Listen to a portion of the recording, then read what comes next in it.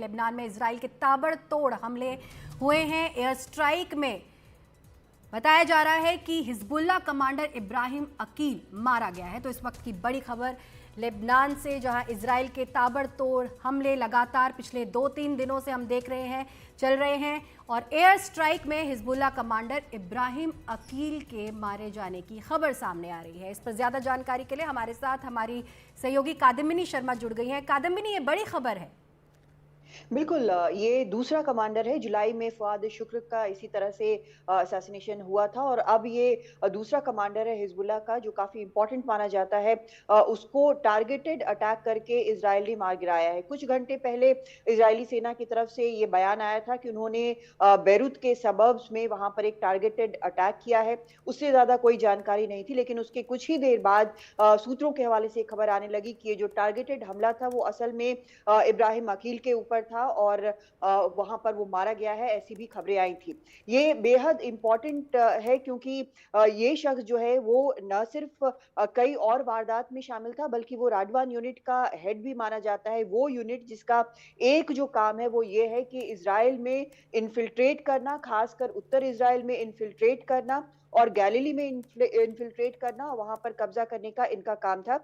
इस शख्स के ऊपर अमेरिका ने $7 मिलियन का इनाम रखा हुआ है, क्योंकि 1983 में जो बेरूत में अमेरिकी एम्बेसी पर जो अटैक हुआ था, जिसमें 63 लोग मारे गए थे, उसका आरोपी, उसका एक उस गुट का एक प्रिंसिपल मेंबर अमेरिका इसको मानता रहा है। उसी साल 241 अमेरिकी सैनिक मारे गए थे बैरक्स में।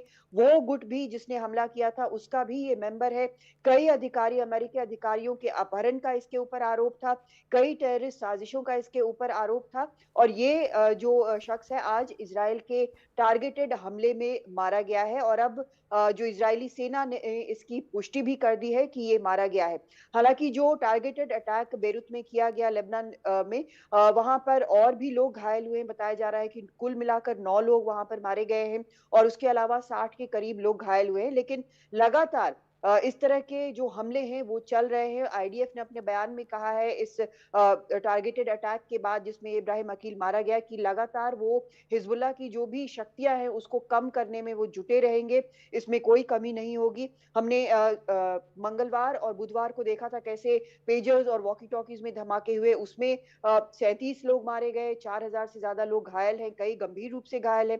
उसके बाद हमने गुरुवार को ये देखा कि किस तरह से रॉकेट लॉन्चर्स लगातार हमला करके 20 मिनट में करीब 70 हमले हुए। स्काई लड़ाकू विमानों ने हमले किए लेबनान के अंदर, पूरे लेबनान में। वहां पर रॉकेट लॉन्चर्स नष्ट किए, रेडी टू लॉन्च कम से कम 1000 रॉकेट्स उन्होंने नष्ट किए। तो ये लगातार लेबनान में जो हिजबुल्लाह के कमांडर हैं, हिजबुल्लाह के लड़ाके हैं, उनके ऊपर इजराइल जो है लगातार अटैक कर रहा है, ताकि उसका जो नॉर्दर्न इलाका है, जो उत्तरी इलाका है, वहां पर उसके इजरायली जो छोड़कर चले गए हैं युद्ध के कारण, वो वापस लौट सके।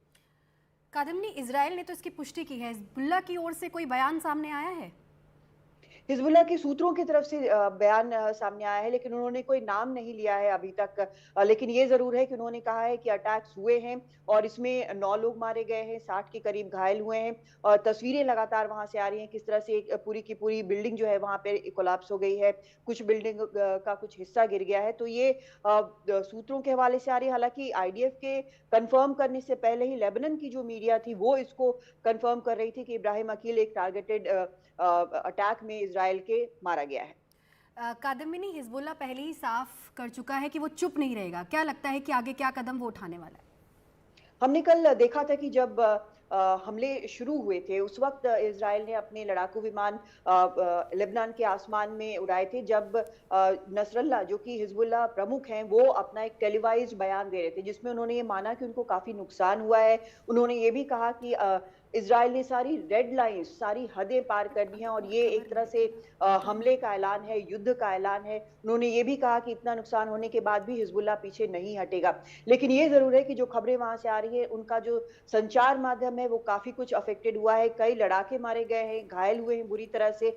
लेकिन तब भी ये देखना होगा कि आज हमने देखा कि कम से कम 140 रॉकेट लॉन्च किया उन्होंने, और लगातार 2-3 दिन से ये चल रहा है कि एक बार इजराइल जब हमला करता है है, उसके बाद रॉकेट लॉन्चेस यहाँ से होते हैं। तो ये अभी चल रहा है और आशंका इस बात की है कि इज़राइल और लेबनान में ठिकाना बनाए हिजबुल्लाह के बीच एक ऑल आउट वॉर जो है वो छिड़ सकता है। कादम्बिनी, इस पूरी जानकारी के लिए बहुत बहुत शुक्रिया। तो इस वक्त की बड़ी खबर, लेबनान में इजराइल के ताबड़तोड़ हमले और एयर स्ट्राइक में हिजबुल्लाह कमांडर इब्राहिम अकील मारा गया है।